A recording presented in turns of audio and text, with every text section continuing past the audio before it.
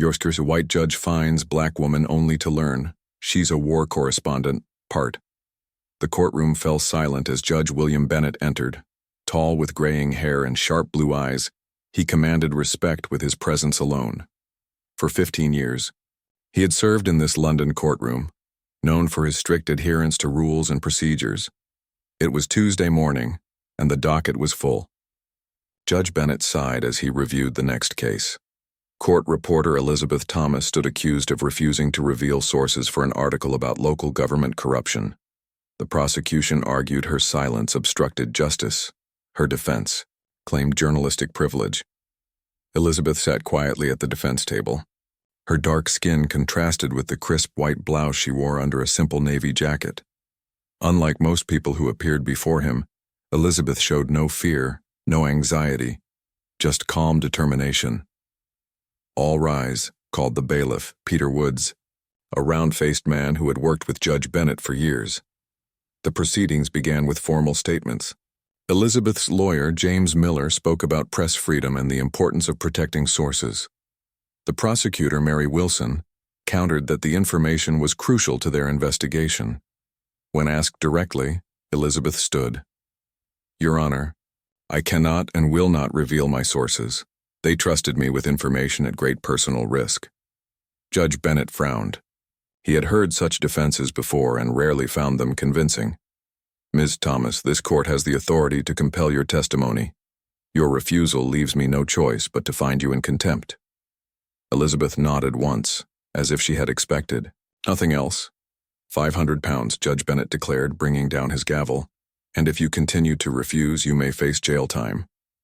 Elizabeth showed no reaction. She simply gathered her notes, whispered something to her lawyer, and walked toward the exit with her shoulders back and head high.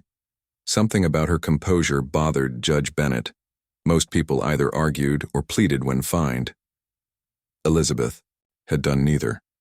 As he called the next case, he found himself wondering about her. That evening, in his comfortable home in Richmond, Judge Bennett poured himself a glass of wine and tried to focus on the book in his lap.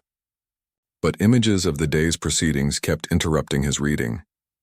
Elizabeth Thomas's face appeared in his mind, her quiet dignity, her unwavering resolve. His wife, Margaret, noticed his distraction. "Difficult day, William?" "Not particularly," he replied. "Just a routine contempt citation." "You seem troubled by it," Margaret observed, setting her knitting aside. William hesitated. There was something about this reporter. Most people show some emotion in court: anger, fear, regret. She showed none of these. It was as if— he struggled to find the words. As if she had faced far worse than me and my courtroom. "Perhaps she has," Margaret suggested. William nodded slowly. "Perhaps." Later that night, unable to sleep, William turned on the television in his study to watch the late news. As the international segment began, he reached for the remote to turn it off, then froze. There on the screen was Elizabeth Thomas, not in a courtroom but standing amid ruins of a bombed hospital. A caption identified her: Elizabeth Thomas, war correspondent. The wine glass nearly slipped from his fingers as he turned up the volume. The woman he had fined that morning was reporting from a conflict zone, speaking with authority about civilian casualties and humanitarian needs. "This marks Thomas's third week covering the crisis," the news anchor explained. "Her reporting has brought international attention to the plight of refugees in the region." William sat back in his chair, suddenly seeing Elizabeth in a completely new light. The woman who had stood before him was not just a local reporter, but someone who had likely witnessed horrors he could barely imagine. For the first time in years, Judge William Bennett questioned whether he had been too quick to judge the end. White judge finds black woman, only to learn she's a war correspondent, Part 2. For 3 days, Judge William Bennett could not stop thinking about Elizabeth Thomas. The image of her reporting from a war zone kept returning to his mind. During court sessions, he found himself looking at defendants differently, wondering what hidden stories they might carry. On Thursday evening, William searched for more information about Elizabeth online. What he discovered left him speechless. Elizabeth Thomas had covered conflicts in 12 countries over the past decade. She had won awards for her reporting on refugee crises. Last year, she had nearly died when a bomb exploded near her hotel. "What are you looking at so intently?" Margaret asked, bringing him a cup of tea. William turned the screen toward her. "The reporter I find. She's not just any journalist." Margaret leaned closer to read the article. "Pulitzer Prize nominee? William, did you know this when you find her?" "No," he admitted. "She never mentioned it." "Why would she?" Margaret asked. "Would it have changed your ruling?" The question hung in the air. William couldn't answer honestly. He had always prided himself on treating everyone equally under the law, but he wondered if knowing Elizabeth's background might have made him think twice. The next morning, William asked his assistant, Robert, to find contact information for Elizabeth Thomas. Robert returned an hour later with an email address and phone number. "She's back in London, sir. Returned from abroad yesterday," Robert informed him. William thanked him and spent the next hour drafting and redrafting an email. He wanted to invite Elizabeth for a conversation but found himself struggling with the words. Finally, he wrote simply, "Ms. Thomas, I would appreciate the opportunity to speak with you outside the courtroom setting. Would you be available for tea next week? Regards, Judge William Bennett." He hesitated before pressing send, wondering if she would ignore his message or respond with anger. To his surprise, she replied within the hour, agreeing to meet on Monday afternoon at a small cafe near the courthouse. The weekend passed slowly. William found himself rehearsing what he might say to her. By Monday, he felt strangely nervous, like a student preparing for an important exam. The cafe was quiet when he arrived. Elizabeth was already there, sitting at a corner table with a cup of tea before her. She wore a simple gray dress and looked tired, with dark circles under her eyes that hadn't been visible in the bright courtroom lights. "Thank you for agreeing to meet," William said, taking the seat across from her. "I was curious about your invitation," she replied. Her voice was calm, just as it had been in court. The waitress came and William ordered tea. When they were alone, again he said, "I saw you on the news the evening after our court session." Elizabeth nodded but said nothing.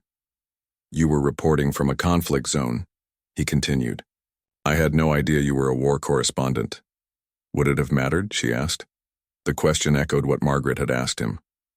William considered his answer carefully. "I've been a judge for 15 years, he said. "I've always believed in treating everyone the same way, regardless of who they are. But seeing you in that context made me realize something. Treating everyone the same doesn't always mean seeing them clearly." Elizabeth sipped her tea, watching him over the rim of her cup. "In court I saw only your refusal to comply," William continued. "I didn't consider the deeper principles behind that refusal, or the experiences that might have shaped your commitment to those principles. The people who gave me information put their lives at risk," Elizabeth said quietly. "Some of my sources have been killed for speaking to journalists. I can't betray their trust, not even in a comfortable London courtroom." For the first time, William saw a flash of emotion cross her face, a brief moment of remembered pain. "I understand that better now," he said. "I can't change my ruling, but I wanted you to know that I've been thinking about our encounter. It has affected me." Elizabeth studied him for a long moment. Then she reached into her bag and pulled out a small book. "This is a collection of stories from people I've interviewed," she said, sliding it across the table. "People whose voices might never have been heard if they couldn't trust reporters to protect them." William accepted the book, feeling its weight in his hands. "Thank you," he said. "I'll read it carefully." The end. White judge finds black woman, only to learn she's a war correspondent part. The book Elizabeth had given William sat on his bedside table for 2 days before he found the courage to open it. When he finally did, he couldn't stop reading. The stories within its pages told of ordinary people caught in extraordinary circumstances. A teacher who ran a secret school for girls under a harsh regime, a doctor who treated wounded civilians, From both sides of a conflict, a farmer who hid families fleeing violence. Each story included a note about how Elizabeth had met these people and gained their trust.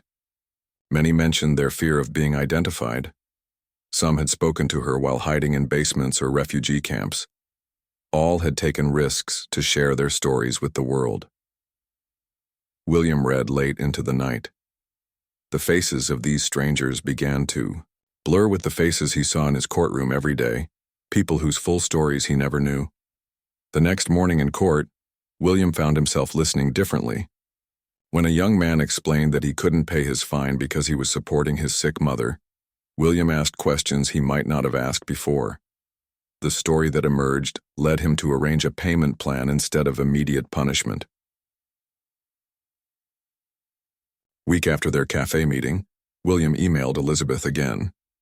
"I've read your book. It has given me much to think about. Would you consider speaking to a group of judges about your work?" Elizabeth's reply came the next day. "I'm leaving for another assignment tomorrow, but I'll be back in a month. We could talk then." For the next 4 weeks, William followed the news closely. He saw Elizabeth's reports from a drought-stricken village where people walked miles for clean water. Her stories never sensationalized suffering but showed the dignity and strength of those facing hardship. When Elizabeth returned to London, William arranged for her to speak at a monthly judicial training session. Many of his colleagues were skeptical when he announced the guest speaker. "A reporter who refused to comply with a court order. That's who you've invited?" asked Henry Patterson, the oldest serving judge on the bench. "I think we all have something to learn from her perspective," William replied. The day of the talk, the conference room was full. Elizabeth arrived precisely on time, dressed simply in black trousers and a blue blouse. William introduced her briefly, then took his seat in the front row. Elizabeth began by thanking the judges for their time. Then she showed them photographs, not of war and destruction, but of the people she had met. A grandfather teaching his grandchildren to read by candlelight, women starting a small business in a refugee camp, children playing football amid ruins. "These are the people who trust me with their stories," she said. "Some risk imprisonment or death by speaking to journalists.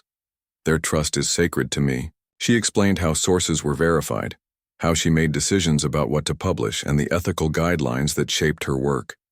She spoke of the importance of protecting sources not just for individual stories, but for the future of free press. Without that protection, many stories would never be told, she said. And without those stories, injustices would remain hidden. When she finished speaking, the room was silent. Then Judge Patterson raised his hand. "Ms. Thomas," he said, "you mentioned verifying sources. How do you ensure information is accurate in dangerous situations with limited access?" It was the beginning of an hour-long discussion. The judges asked thoughtful questions. Elizabeth answered honestly, even when she had to admit the challenges and limitations of her work. After the session ended and the other judges had left, William approached Elizabeth. "Thank you," he said simply. "Did it help?" she asked. "More than I expected," he admitted. "Judge Patterson has already suggested revising our guidelines on press cases." Elizabeth smiled for the first time since he'd met her. It transformed her face, softening the seriousness that usually marked her expression. "Small changes matter," she said. As they walked together toward the exit, William felt a weight lifting from his shoulders. He had made a mistake in his judgment of Elizabeth, but that mistake had opened a door to understanding. Perhaps being a good judge wasn't about never being wrong, but about being willing to learn when he was. The end. White judge finds black. Woman only to learn, she's a war correspondent part. The book Elizabeth had given William sat on his bedside table for 2 days before he found the courage to open it. When he finally did, he couldn't stop reading. Each page told stories of people caught in terrible situations. A mother who protected her children during bombing raids, a teacher who kept a secret school, an old man who shared his small food with neighbors. William stayed up late reading. These stories made him think about the people he saw in court every day, how little he knew about their full lives. At breakfast, Margaret noticed the dark circles under his eyes. You were up reading all night, she said, pouring his tea. William nodded. These stories Elizabeth collected, they show such courage, and she risked her life to tell them. Has it changed how you think about your fine? Margaret asked gently. Yes, William admitted. But more than that, it's changing how I think about my work. That day in court, William listened more carefully to each person who stood before him. A young woman explained she couldn't pay her fine because her hours had been cut at work. Instead of simply enforcing the rules, William asked more questions and arranged a payment plan she could manage.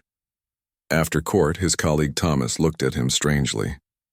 You're different today, Thomas said. More patient. William smiled slightly. Perhaps I'm learning to look beyond what's immediately visible. That evening, William wrote a letter to Elizabeth.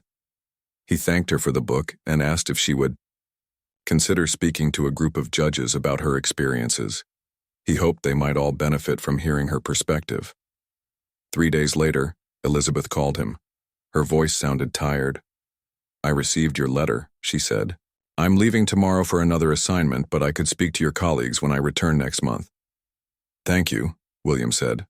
Where are you going, if I may ask? Northern Uganda, she replied. There's a story there that needs telling. For the next 4 weeks, William followed the news closely. He saw Elizabeth's reports from villages where children had no clean water and families lived in fear. Yet even amid such hardship, she showed the dignity and strength of the people she met. When Elizabeth returned to London, William arranged for her to speak at the monthly judicial training session. Some of his colleagues were surprised by his choice. A journalist who defied a court order is our guest speaker? Judge Richard Foster asked with raised eyebrows. Sometimes we need to hear from those who challenge us, William replied. On the day of the talk, 20 judges gathered in the conference room. Elizabeth arrived wearing a simple black dress, her hair pulled back neatly. She looked more rested than when William had last seen her, but there was still a seriousness in her eyes that spoke of all she had witnessed. William introduced her briefly, then took his seat in the front row. Elizabeth didn't begin with words. Instead, she showed photographs on a screen, not of war, but of people. A grandmother teaching children under a tree. Young men rebuilding a clinic. Women waiting in line for water, laughing together despite their hardship. These are my sources, Elizabeth said. People who trust me to tell their stories truthfully. Some risk their lives by speaking to me. She explained how she verified information, how she protected identities, and why this protection was so important.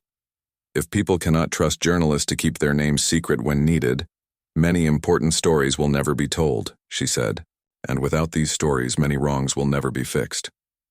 When she finished speaking, the room was quiet. Then Judge Foster raised his hand. How do you know when to reveal a source and when to protect them? Surely there are cases where public interest outweighs confidentiality? It was a challenging question, but Elizabeth didn't hesitate. I make that promise very carefully, she said. Once given, I must keep it. The moment journalists become known for breaking that trust, all our work becomes harder.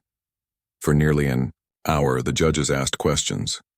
Elizabeth answered honestly, even when admitting the difficulties of her work. William watched his colleagues' faces change from skepticism to interest and, in some cases, respect. After everyone else had left, Elizabeth approached William.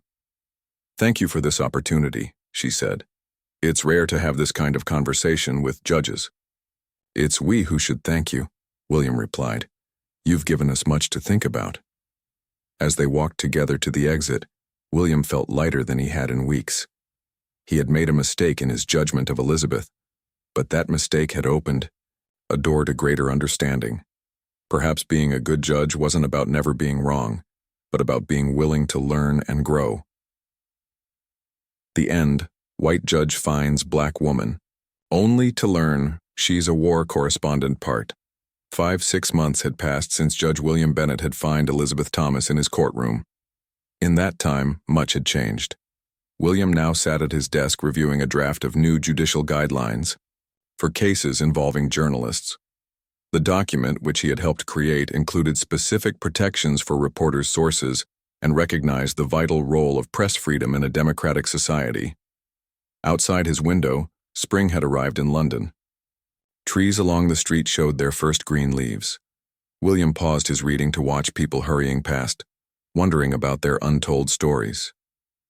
This habit of wondering had become part of him now, a gift from his unexpected friendship with Elizabeth. A knock at his door interrupted his thoughts. His assistant Robert entered with the morning newspaper. "I thought you might want to see this, sir," Robert said, placing the paper on his desk. The front page showed a photograph of Elizabeth Thomas receiving the National Press Award for her reporting on refugee children. She stood tall in a simple black dress, looking dignified as she accepted the glass trophy. William smiled. She deserved this recognition, and much more. Her recent series of articles had brought attention to the plight of unaccompanied children in conflict zones and had already led to new international protection measures. His phone rang. It was Judge Mary Lewis, who had been skeptical at first about the new guidelines. "Have you seen the news?" she asked. "Your journalist friend has won quite an honor." "Yes, well deserved," William replied. "I must admit, Bennett, I thought you'd lost your mind when you first brought her to speak to us. A reporter who'd stood in contempt of court. But she made me think differently about our role." William thanked her for calling. Such words from Mary, known as the strictest judge on the bench, meant something important was shifting. That afternoon, William received an email from Elizabeth. She was in London briefly before heading to another assignment. She invited him and Margaret to dinner at a small restaurant near the Thames. The restaurant was quiet, with soft lighting and simple wooden tables. Elizabeth was already seated when they arrived. She rose to greet them, shaking hands with William and Margaret warmly. "Congratulations on your award," William said after they had ordered. "Thank you," Elizabeth replied. "Though the real victory is that Parliament is now discussing new protections for refugee children. That matters more than any trophy." They talked easily through dinner.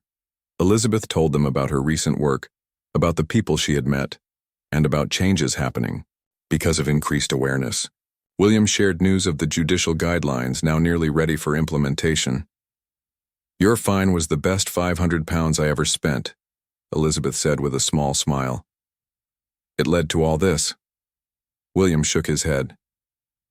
"I wish I could return it to you." "Keep it," Elizabeth said. "Use it for something good." After dinner, they walked along the river.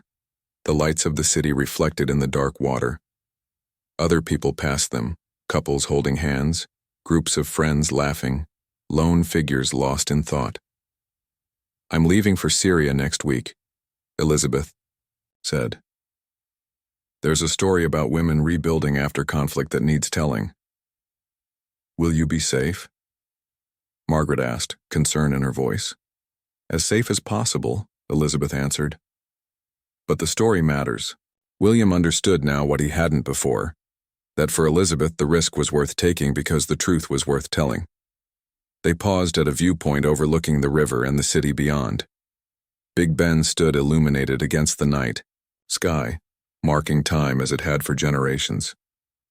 "You've changed how I see my work," William said quietly. "I used to think justice was about applying rules fairly. Now I understand it's also about seeing the full humanity of each person who stands before me." Elizabeth nodded. "And you've reminded me why I do what I do. Sometimes, working in difficult places, it's easy to lose faith that change is possible. But then I see people like you, willing to reconsider long-held views, and I remember that minds and hearts can open." As they said goodbye at the end of the evening, William felt a sense of gratitude. His error in judgment, finding a woman whose courage he had failed to recognize, had become a doorway to greater wisdom. Through that doorway he had found not just a new understanding of justice, but a friendship that bridged different worlds. "Safe travels," he told Elizabeth. "And remember, there are people here cheering for your work." Elizabeth smiled. "And I'll remember there's at least one judge who understands why some promises must never be broken." The end.